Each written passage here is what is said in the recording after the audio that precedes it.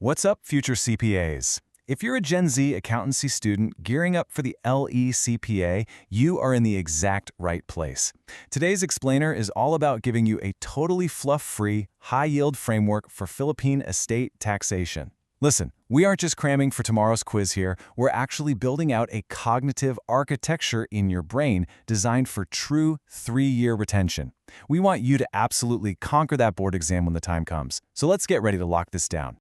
Okay, here is your LECPA Estate Tax Master Plan. We're going to run through the nature of estate tax, the rate and tax base, the governing law, who pays the tax, tax borders and situs, and wrap it all up with a rapid-fire Gen Z LECPA bullet review. All right, Section 1, Nature of Estate Tax, Deconstructing the Foundation. Let's start with our first pillar and clear up the single biggest misconception out there right away. There is a huge, game-changing contrast you need to grasp here. And hey, the brain loves differences to build memory anchors, right? Estate tax is an excise tax on the privilege to transfer property via succession. It is absolutely not a property tax on the assets themselves, and it's entirely different from an inheritance tax, which taxes the receipt of property. Simply put, estate tax is taxing the transmission from the decedent to the living. So what exactly is the technical nature of this tax? Well, it's a national tax, it's a privilege or excise tax, as we just established, it's a direct tax, and it's ad valorem, meaning it's based on the actual value of the estate. And finally, it's a proportional tax. Now, why does all this matter for you? Because the absolute second a person dies, the right of the state to tax this transmission vests instantly. These 5 characteristics are prime multiple choice bait, so literally visualize this list whenever you get a question about the nature of estate taxation. Moving right along to Section 2, Rate and Tax Base, the crucial math. We've deconstructed what it is, so let's shift over to the actual math you're going to execute on your exam. Burn this number into your retinas. 6%.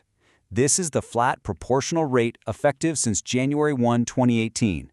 When you hit an estate tax computation problem on the LECPA, this is the magic multiplier you are driving towards.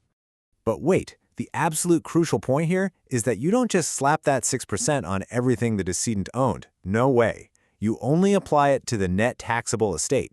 You have to take the gross estate and meticulously strip away all the total allowable deductions.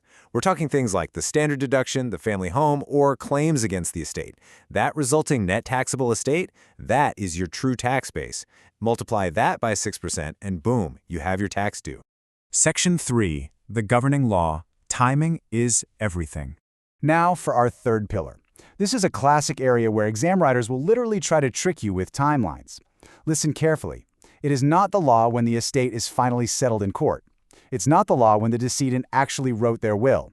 Estate taxation is strictly 100% governed by the statute in force at the exact time of death of the decedent.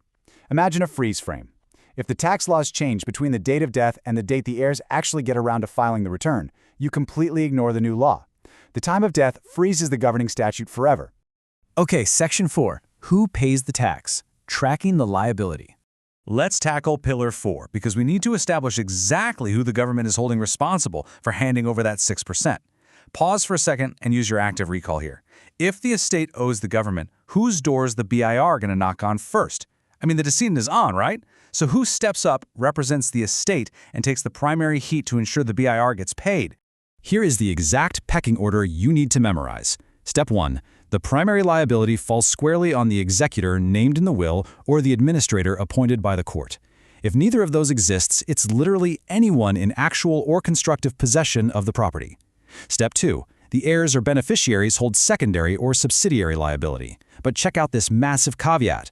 Their liability is strictly limited up to the extent of their distributive share. Basically, the government cannot legally take more from an heir than what they actually inherited. Makes sense, right? Next up, Section 5, Tax Borders and Situs, Mapping the Estate. Now for our 5th pillar, we've got to map out the borders, because the decedent's citizenship and residency completely change the game here. Take a mental screenshot of this exact matrix. It is the ultimate shortcut for situs rules. Think about the first 3 classifications: resident citizens, non-resident citizens, and resident aliens. For all three of those groups, their gross estate includes properties worldwide, stuff both within and without the Philippines. But only non-resident aliens, or NRAs, enjoy the restricted limitation of being taxed strictly on properties situated within the Philippines. If you see an NRA on the exam, instantly narrow your focus right down to Philippine borders. And speaking of non-resident aliens, here is the one golden exception you absolutely must know, the reciprocity rule. Even if an NRA has intangible personal property physically within the Philippines, like say shares of a domestic corporation, it is completely excluded from their gross estate if their home country grants a similar transfer tax exemption to Filipinos. Examiners absolutely love setting traps with this rule, so always check if the problem mentions a foreign country's tax exemption laws when you're dealing with an NRA. Finally, Section 6, Gen Z LECPA Bullet Review, 3-year retention hacks. Okay, we've built the framework. Now let's lock it into your long-term memory with a rapid-fire review to guarantee that 3-year retention so you can crush those goals. Drill these 5 bullets into your brain right now. First, it's a tax on the privilege of succession, not the property itself. Second, the math is a flat 6% rate applied strictly to the net taxable estate. Third, the governing law is permanently locked in at the exact time of death. Fourth, the executor takes the primary heat, while heirs are protected by the ceiling of their actual inheritance. And fifth, only non-resident aliens get that restricted within the Philippines boundary. True mastery means these visual anchors become completely second nature to you. So picture yourself sitting down for the LCPA. Will you instantly recall that 6% rate and the exact situs rules for an NRA? Don't just passively study for tomorrow's quiz. You've got to practice active recall until this entire framework is hardwired into your brain. The title of CPA is literally waiting for you.